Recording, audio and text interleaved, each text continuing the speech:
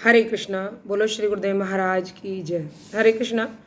तो जैसा कि एकादशी जो जिसको पार्श्व एकादशी जो कल की है 3 तारीख को, लेकिन उसको छोड़कर हम वामन द्वादशी कर रहे हैं, उसकी कथा सुन लीजिए।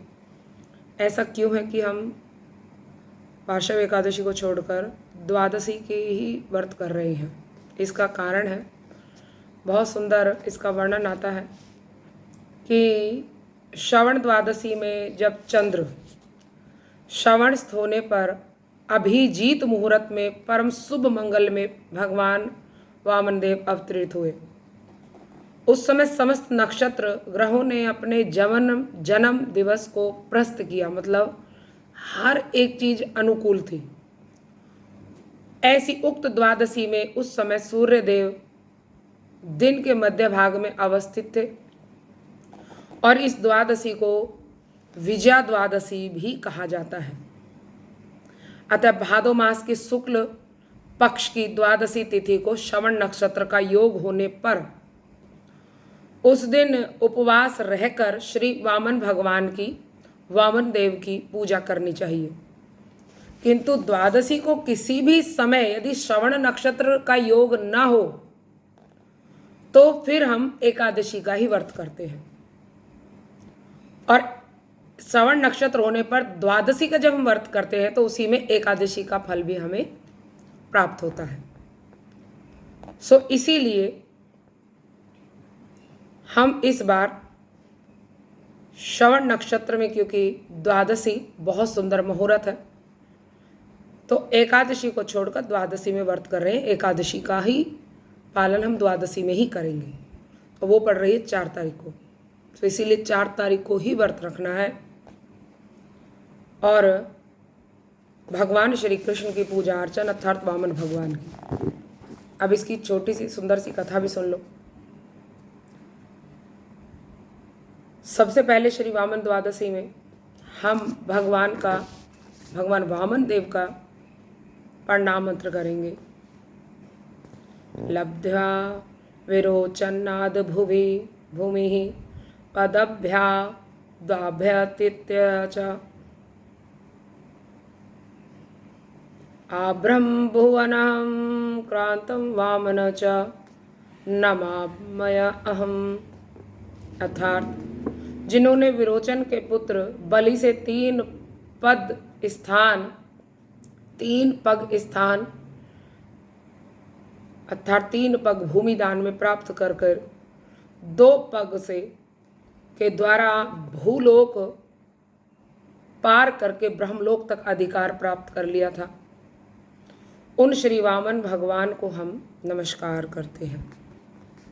इस कल्प में 3 बार वामन देव ने आविर्भाव हुआ। इस कल्प में सबसे पहले उन्होंने स्वयंभू मनवंतर में वासकली नामक दैत्य के यज्ञ में, तथा दूसरी बार वैवस्त मनवंतर में धुंधु नामक असुर के यज्ञ में गमन किया, और अंत में इस वैवस्त मनवंतर के सप्तम चतुर्युग में कश्यप और अदिति, इन दोनों को माता पिता का अधिकार प्राप्त किया, अर्थात कश्यप से अदिति के गर्भ में आविर्भूत हुए तथा उन्होंने ही बलि के यज्ञ में गमन किया था, जिन्होंने 3 पग भूमि मांगी। इन 3 वामन मूर्तियों ने ही अनुग्रह के लिए त्रिविक्रम रूप प्रकट किया। बोलो श्री त्रिविक्रम भगवान की जय। श्रीमद् भागवतम में भगवान श्री वामन देव के आविर्भाव का बहुत सुंदर प्रसंग आता है कि श्रवण द्वादशी में चंद्र जब श्रवणस्थ थे, सभी प्रकार के शुभ लग्न, सब ग्रह अपने अपनी जगह बिल्कुल स्थित, बहुत सुंदर उच्च श्रेणी में, तब उस समय भगवान मध्य दोपहर को इन्होंने जन्म ग्रहण किया। श्री वामन द्वादशी व्रत करने पर भगवान वांछित सभी सत्कामनाओं को पूरा करते हैं, सत्कामनाओं को, अच्छी कामनाओं को पूर्ण करते हैं। श्री वराह पुराण में इस व्रत महात्म के प्रसंग में बहुत सुंदर वर्णित हुआ है। पुत्रहीन राजा हर्षव द्वारा पुत्र लाभ की कामना से इस व्रत का अनुष्ठान करने पर उनके घर में पुत्र नहीं था, उन्होंने पुत्र प्राप्ति के लिए इस व्रत को किया, तो उनको उग्रासव नाम का एक महाबली पराक्रम पुत्र लाभ हुआ, जो बाद में राज चक्रवर्ती बने। इस व्रत के अनुष्ठान से पुत्रहीन को पुत्र मिलता है, धनहीन को धन, राज्य यदि किसी का चूक जाए तो उसको राज्य का सुख भी प्राप्त होता है और अंत में विष्णु लोक में गति होती है, ऐसा शास्त्रों में वर्णन है। किंतु शुद्ध भक्त जो हैं, शुद्ध भक्तगण किसी प्रकार की जागतिक प्राप्ति की आशा या अपेक्षा नहीं रखते, वो केवल भगवान की प्रसन्नता हेतु ही सब कार्य करते हैं। भगवान के भक्त कोई संसारी वस्तु नहीं चाहते, श्री हरि की प्रीति के लिए ही वो व्रत करते हैं और श्री हरि की प्रीति के लिए ही समस्त परिवार सहित हरिवासर व्रतों का अनुष्ठान किया करते हैं। श्री वामन द्वादशी व्रत अति श्रेष्ठ है, जिसमें हमें एकादशी के व्रत का भी लाभ प्राप्त होगा, क्योंकि भगवान का जन्म दिवस है एक प्रकार से। सभी वामन द्वादशी का व्रत पालन करें। वामन द्वादशी व्रत की विधि क्या है? सबसे पहले वामन द्वादशी व्रत के लिए संकल्प लिया जाता है। वो संकल्प इस प्रकार से है: एकादश्याम निराहारः स्थित्वा सेवा परे अहनि मोक्षे श्री वामन नानंतः शरणागत वत्सलः। अर्थात हे श्री वामन देव, हे अनंत, हे शरणागत वत्सल, इस वामन व्रत के उपलक्ष्य में मैं एकादशी को उपवासी, अर्थात एकादशी जैसा उपवासी रहकर दूसरे 2 दिन भोजन करूंगा। अतः इस दिन मैं अन्न को त्याग कर रहूंगा।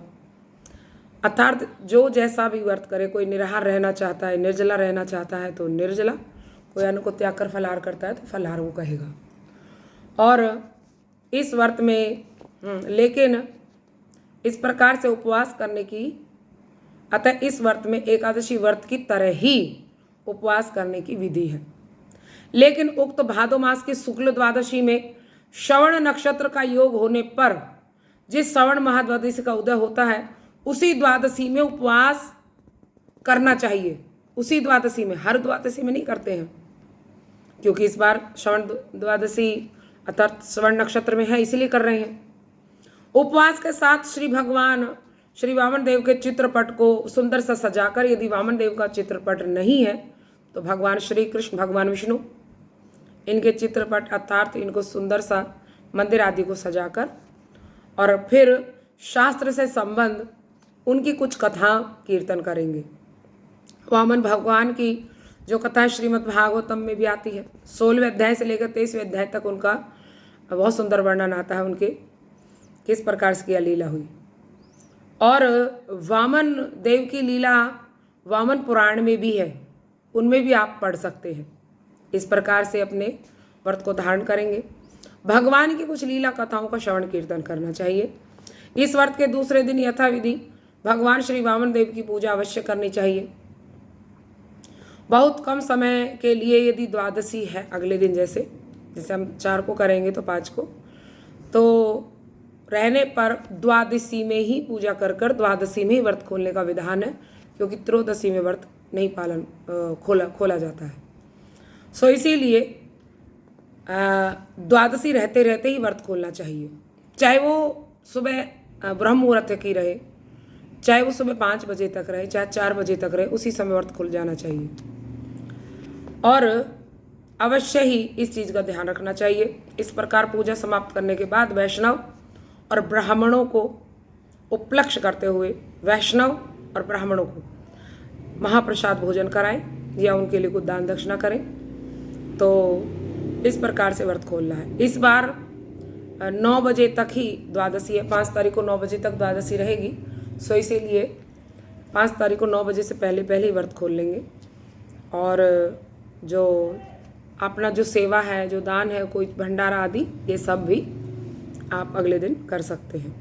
इस प्रकार से वामन द्वादशी का व्रत करें और अपना कल्याण करें। भगवान की प्रसन्नता हेतु ही सब कार्य करने चाहिए, क्योंकि यदि भगवान प्रसन्न हैं तो हमारी प्रसन्नता हेतु अब खुद ही अपने आप कार्य करते हैं। इस चीज़ की बिल्कुल चिंता ना करें कि हम मांगेंगे तभी वो देंगे। भगवान घट घट वासी हैं, हर जगह सब जगह व्याप्त हैं, सब कुछ जानते हैं किसको क्या और कैसे। बस कर्म ठीक करते चलिए, कर्म ठीक होंगे तो सब अपने आप ठीक हो जाता है। हरे कृष्णा। बोलो श्री गुरुदेव महाराज की जय। बोलो श्री एकादशी श्री वामन द्वादशी तिथि की जय। हरे कृष्ण।